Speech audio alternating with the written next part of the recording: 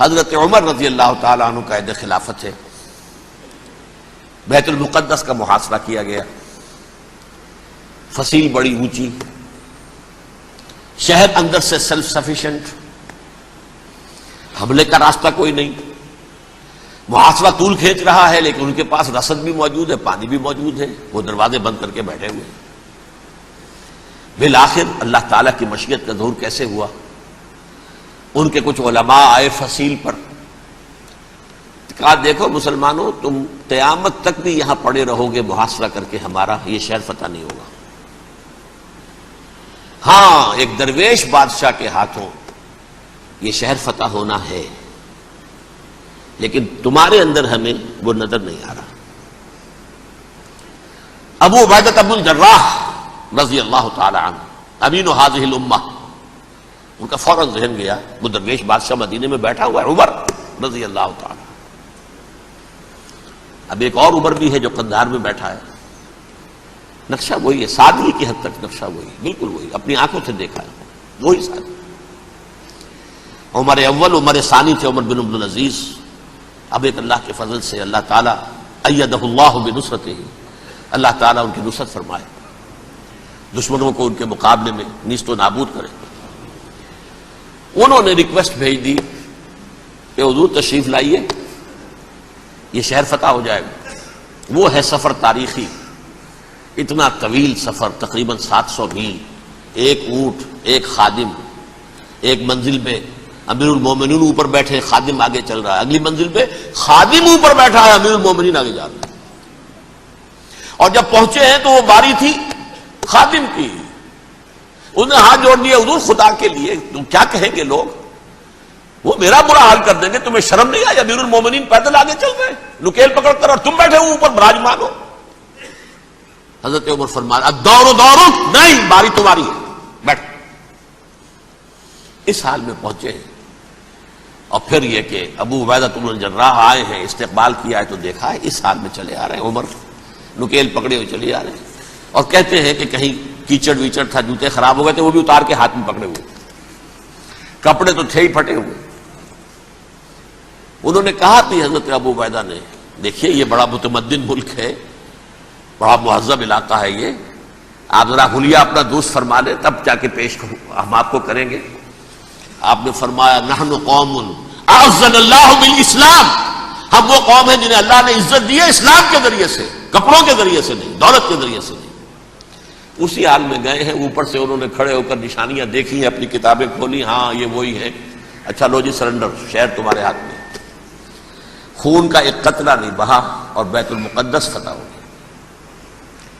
لیکن اس وقت حضرت عمر نے ایک نرمی یہ کی کہ یہودیوں کے لیے بھی اسے اوپن سٹی قرار دے دیا۔ یہ احسان عظیم حضرت عمر کا، اس سے پہلے یہودی آ ہی نہیں سکتا تھا، داخل ہی نہیں ہو سکتا تھا، وہاں وہ آ کر وزٹ نہیں کر سکتا تھا، زیارت نہیں کر سکتا تھا اپنے مقدس مقامات کی۔ حضرت عمر نے یوں سمجھیے کہ تقریباً 550 برس کے بعد ان کے لیے راستہ کھولا ہے کہ ہاں تم آ سکتے ہو، زیارت کر سکتے ہو۔ لیکن یہ عیسائیوں نے لکھوایا معاہدے کے اندر، انہیں یہاں آپ آباد ہونے کی اجازت نہیں دیں گے، لیکن کم وزٹ دی پلیسز، دیکھیں زیارتیں کریں اور جائیں۔ یہ معاہدہ حضرت عمر کا ہے رضی اللہ تعالیٰ، جو پھر خلافت راشدہ کے بعد بنو امیہ نے بھی اس کو آرڈر کیا، بنو عباس نے کیا، پھر جو ہمارے یہ ترکوں میں اندر خلافت آئی تو ترک خلفاء نے بھی اس معاہدے کی پوری پابندی کی۔ فلسطین میں آ سکتے ہیں یہودی صرف زائرین کی حیثیت سے، وہاں آباد نہیں ہو سکتے۔ اب آئیے اگلا دور آیا حضرت عثمان کا دور خلافت۔ یہ ہے وہ وقت کہ اب یہود نے امت مسلمہ کی پیٹھ میں چھڑا گھونپا۔ وہ کیسے؟ ایک یہودی عبداللہ ابن سبا اسلام کا لبادہ اوڑھ کر آ گیا، معاشرے کا جائزہ لے لیا، ان میں بنو ہاشم اور بنو امیہ میں جو پرانی کشاکش تھی اس کے کچھ نہ کچھ جراثیم باقی ہیں، اگر ان کو ذرا بھڑکا دے تو مسلمانوں میں انتشار پیدا ہو جائے۔ کہا یہ عثمان کون ہے؟ یہ تو بنو امیہ میں سے ہے، یہ حق تو بنو ہاشم کا ہے، خلافت ان کے پاس ہونی چاہیے، محمد کے تو رشتہ دار وہ ہے صلی اللہ علیہ وسلم۔ عوام الناس کے اندر بات پھیلنی شروع ہوئی۔ پھر ایک بڑی سازش کے انداز میں حضرت عثمان کے خلاف پروپیگنڈا، حضرت عثمان کے جو عاملین تھے، گورنر تھے، ان کے خلاف پروپیگنڈا، اور ایسی ہوشیاری کرتے تھے کہ کوفے میں کوفے کے حاکم کے خلاف کچھ نہیں کہنا، اجی مصر میں یہ ہو رہا ہے، اجی شام میں یہ ہو رہا ہے، اجی یہ جو عثمان ہے وہ یہ کر رہا ہے، یہ ظلم ہو رہا ہے، یہ لوٹ مار ہو رہی ہے، یہ خیانتیں ہو رہی ہیں۔ اب نہ تو اس زمانے میں مینز آف کمیونیکیشن، کیسے تصدیق کریں؟ افواہیں تو آپ آج کراچی کے اندر شروع ہو جائے تو پتہ نہیں چل سکتا کسی کو کہ کیا اس میں صداقت ہے کیا جھوٹ ہے، اور بری بات جو ہے فطرت انسانی کی کمزوری ہے وہ فوراً قبول کرتا ہے، کسی کے بارے میں اچھی بات ماننے کو تیار نہیں ہوتا لیکن بری بات تو فوراً تیار ہے۔ بہرحال یہ فتنہ انہوں نے اٹھایا، حضرت علی کی الوہیت کا فتنہ اٹھایا، حضرت عثمان کے خلاف الفتنۃ الکبریٰ برپا کیا، حضرت عثمان شہید ہوئے۔ اس کے بعد 5 برس تک مسلمان ایک دوسرے کی گردنیں کاٹتے رہے، باہمی خانہ جنگی ہوئی، امت کو وہ زخم لگایا ہے جو آج تک جس سے خون رس رہا ہے۔ یہ شیعان عثمان اور شیعان علی تھے جو بعد میں پھر سنی اور شیعہ ہو اور آج تک ہے۔ فتنہ کس نے جگایا؟ ایک عبداللہ ابن سبا یہودی اور اس کے کارندے، شیطان کا ایجنٹ، اور انسانوں میں سے بھی اس کے جو بھی حواریین تھے اور شیطانوں کے اندر سے بھی تھے، انہوں نے بھی اس آگ کو بھڑکایا۔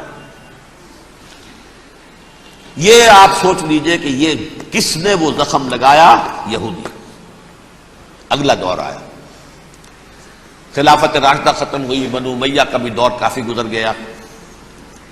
طارق ابن زیاد 712 عیسوی میں حملہ کرتے ہیں اسپین پر۔ اسپین اس وقت عیسائیت کا بہت بڑا گڑھ، بڑے کٹر ترین عیسائی جو ہے وہ اسپین میں تھے، لہذا یہودیوں کی وہاں بہت پٹائی ہوتی تھی، میں بتا چکا ہوں، دشمنی تھی ان کی تو چلی آ رہی تھی عیسائیوں کے ہاتھوں یہودیوں کی، وہ تو سن 300 عیسوی سے ایمپرر کانسٹنٹائن کے بعد سے شروع ہو گئی تھی۔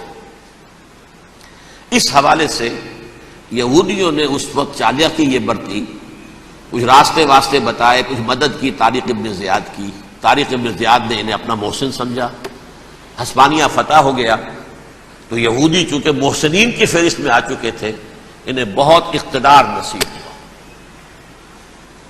بڑی سپورٹ مسلمانوں نے دی۔